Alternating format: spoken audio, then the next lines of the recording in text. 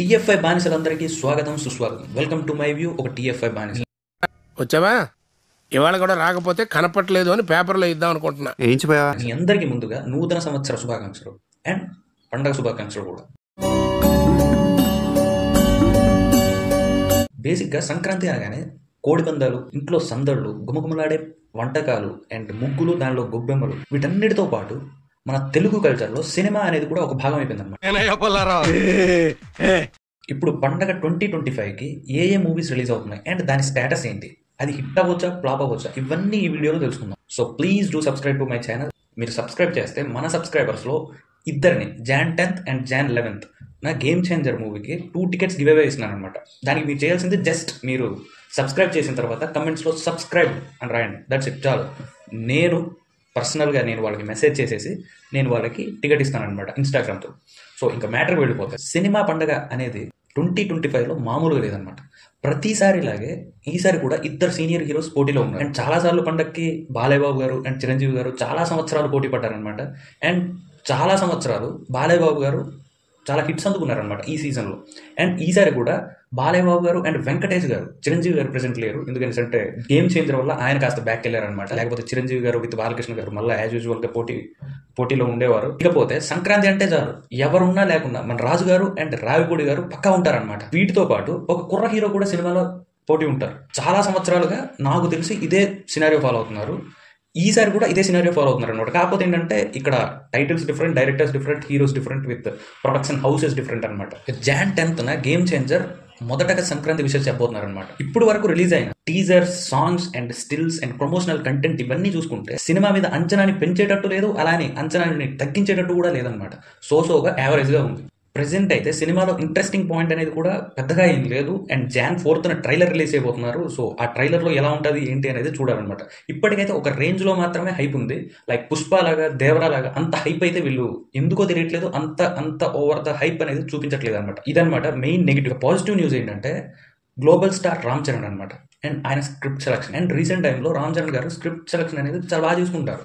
ఒక last movie ఆచార్య తప్పితే, అది కూడా గెస్ట్ రోల్ కాబట్టి మనం అది తీసేయవచ్చు. ఎక్సెప్ట్ ఆచార్య, రామ్ చరణ్ గారి స్క్రిప్ట్ సెలక్షన్ అనేది చాలా బాగుంటుంది అనమాట. వీటితో పాటు శంకర్ గారు అనమాట, డైరెక్టర్ శంకర్ గారు. బేసిక్గా ప్రెసెంట్ శంకర్ గారు ఫామ్ కూడా అంతగా ఏం లేదు.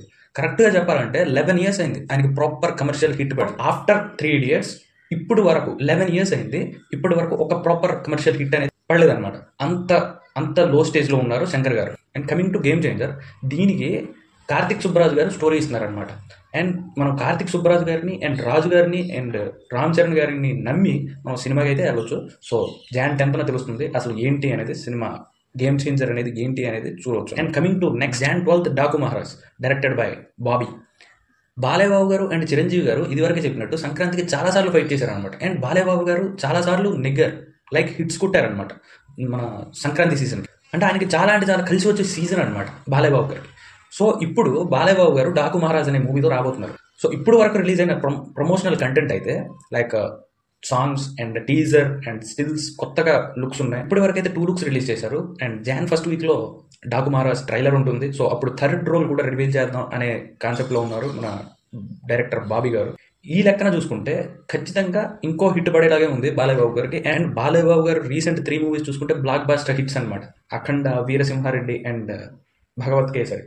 ఇప్పుడు డాకు మహారాజ్ ఈ హిట్ కానీ పడితే ఇంకా డబుల్ హ్యాట్రిక్కి రెడీ అవ్వచ్చు అనమాట. అండ్ Jan 14th వెంకటేష్ గారు అండ్ రావిపూడి గారి మూవీ సంక్రాంతికి వస్తున్నాం. ఇది ఒక ఫ్యామిలీ విత్ కామెడీ జోనర్ ఇది. అండ్ సంక్రాంతికి పర్ఫెక్ట్గా సెట్ అయిన మూవీ ఇది. అండ్ దీనికి మేజర్ ప్లస్ పాయింట్స్ వస్తే వెంకటేష్ గారు అండ్ రావిపూడి గారు అనమాట.